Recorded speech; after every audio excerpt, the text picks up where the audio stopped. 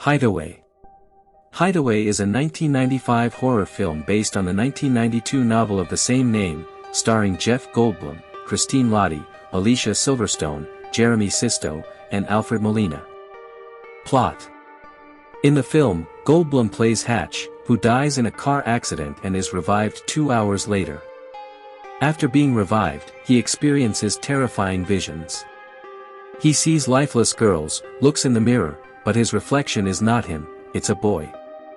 When he wakes up, he is very disoriented because it all seems to be more than a dream. He begins to understand that he has psychically connected with a serial killer and that by cutting himself, he can induce the visions and see through the killer's eyes. However, the vision works both ways, and the killer can also see through his eyes. Hideaway was released by TriStar Pictures on March 3, 1995. Critical reception was largely negative, and the film was not a financial success. This was largely due to its B-movie special effects.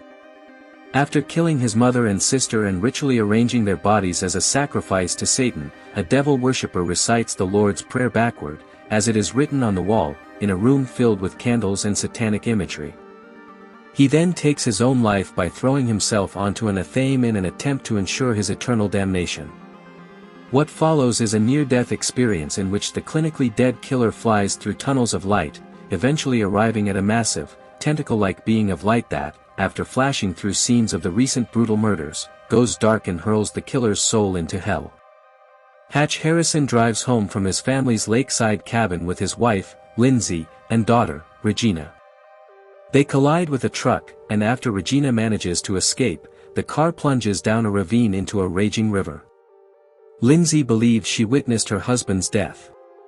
At the hospital, Hatch is revived by Dr. Jonas Nyburn, who leads a specialized resuscitation team. During the procedure, a nurse cautions Dr. Nyburn about bringing back a patient who has been gone for so long, saying, "We both remember what happened last time."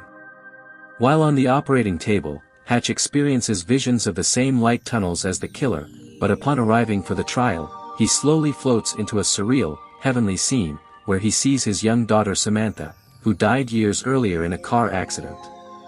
Hatch then enters heaven and merges with the light of a great angel until he is revived.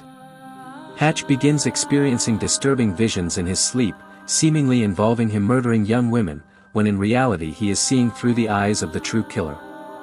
As the killer gazes at his lifeless young blonde victim in the bushes by the side of a road, Hatch sees the same vision. In his vision, the young blonde transforms into his daughter, Regina. The killer, who can also see through Hatch's eyes, sees Regina when Hatch looks at her. Hatch realizes the murders are actually happening when the women he sees in his visions are reported missing on the news. Regina sneaks out of the house to meet some friends, and they go to a seedy alternative nightclub, where the killer is also present. He recognizes Regina from her vision and introduces himself as Vasago. Regina's friends interrupt and tell Vasago to leave them alone. But Regina is clearly charmed by Vasago. Hatch, asleep at home, sees all of this unfolding in his visions, and it all unnerves him, especially since he learns his daughter has run away. The next day, Hatch accuses Regina of being at the nightclub, which she denies, but it's undeniable that she was there, especially since Hatch witnessed it firsthand when Regina was at the bar. Hatch frightens Regina while trying to warn her about Vasago. His family, his psychiatrist, and the police tell him he's experiencing mental health issues. He visits a psychic who confirms his beliefs and tells him that he's bound to Vasago by a coincidence of fate, and that Vasago is also seeing through Hatch's eyes. This includes the fact that Vasago was listening to everything at that moment. Vasago sees this and later visits the psychic at her home and kills her. It's important to note that Vasago, for some reason, cannot tolerate light, so he wears dark glasses. Hatch discovers that Vasago's real name is Jeremy Nyburn and that he is Dr. Nyburn's son. He confronts Dr. Nyburn, who explains that Jeremy is psychotic and that after killing his mother and sister and attempting suicide, he was revived by his resuscitation team. Jeremy kidnaps Regina and takes her to his hideout beneath an abandoned amusement park where he has been constructing a monument to hell. He ties Regina up at the top. Dr. Nyburn finds Jeremy and tries to talk him down. A heated argument ensues between father and son, after which Jeremy becomes violent and kills his father. Hatch and Lindsay find them, and a fight breaks out between Hatch and Jeremy. The demonic soul within Jeremy emerges and calls itself Visago as Hatch watches. An angelic spirit resembling Hatch's daughter, Samantha, emerges from him and clashes with Visago in a battle of good versus evil. Hatch manages to kill the attacking Jeremy, while the spirit kills Visago. With his family safe, he leaves the park with them. A post-credits scene shows Jeremy being detained to be revived. Jeremy wakes up, finds a scalpel on the medical table, and slits a nurse's throat. Hatch wakes up in his bed and realizes he was only dreaming. Hatch and Lindsay laugh and go back to sleep.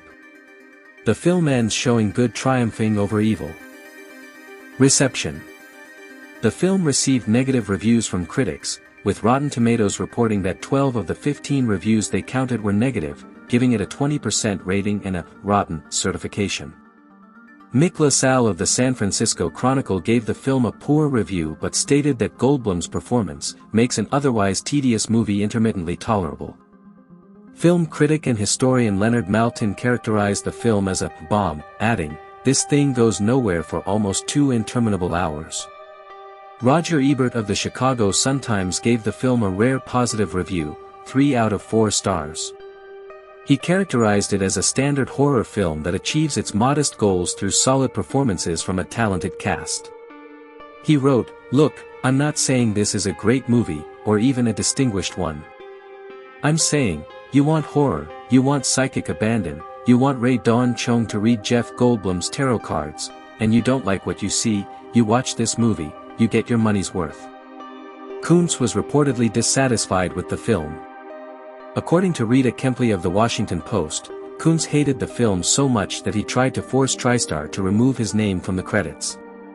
Furthermore, according to Walter Adiego of the San Francisco Chronicle, Kuntz was so unhappy with Hideaway that he would only allow a film adaptation of his novel Phantoms if he was allowed to approve the final cut. On his own website, Kuntz states that pre-production for the film was promising with Mike Medavoy, who wanted to preserve Kuntz's vision for the story and ordered a rewrite of the first script at Kuntz's request. However, Medavoy was removed from the film, and the new production staff did not communicate with Kuntz about the finished film, which deviated drastically from his novel. Kuntz eventually resorted to legal means to have his name removed from the film's title and main advertising, but he was unable to have his name removed from the credits. He also writes that he sent several letters to the Japanese CEO of Universal/MCA's parent company, which held the film rights, requesting that his name be removed. Box office. Hideaway earned $12,201,255 at the US and Canadian box office and $14 million internationally for a worldwide gross of $26.2 million. Hideaway is a movie with terrible special effects. It's not a cult classic and was very poorly received, but I think it's interesting to know it exists. That's all from me, goodbye.